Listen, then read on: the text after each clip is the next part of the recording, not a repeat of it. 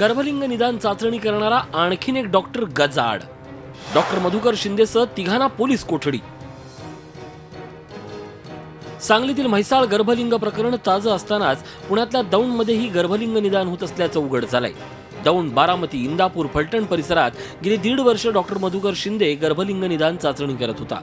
दौंड पोलिसांनी बिरोबावाडीमध्ये छापा टाकून डॉक्टर शिंदेसह हेमंत आटोळे, संतोष अवतारी, सोमनाथ होले या तिघांनाही गजाआड केलं।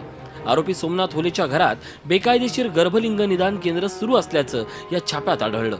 गर्भलिंग निदान करण्यासाठी वापरली जाणारी यंत्रणा आणि 59,000 रुपये पोलिसांनी जप्त केलेत। छाप्यामध्ये डॉक्टर सदर ठिकाणी महिलांची गर्भलिंग तपासणी करताना मिळून आले। त्याबाबत यवत पोलीस स्टेशन येथे तक्रार दिली आहे, गुन्हा नोंद आहे आणि आज रोजी यवत पोलिसांनी सदर आरोपींना कोर्टासमोर हजर केले असता त्यांना 3 दिवसाची पोलीस कोठडी मिळालेली आहे। डॉक्टर मधुकर शिंदे रत्नागिरीच्या जिल्हा रुग्णालयात 28 ऑगस्ट 2012 पासून स्त्रीरोग तज्ज्ञ म्हणून काम करत होता, मात्र कागदोपत्री।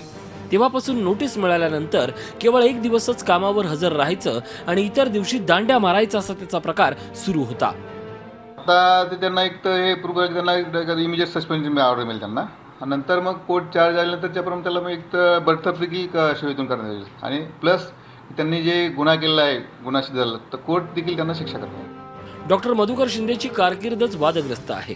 यापूर्वी देखील ठाण्यात त्याची काही प्रकरणात चौकशी सुरू आहे। त्याला तत्काळ निलंबित करण्याची मागणीही जिल्हा शल्यचिकित्सकांनी आरोग्य विभागाकडे यापूर्वीच केली आहे। आता डॉक्टर शिंदेसह तिघांना 3 दिवसाची पोलीस कोठडी सुनावण्यात आली आहे। दौंडहून जावेद मुलानीसह प्रणव पोळेकर, झी मीडिया, रत्नागिरी।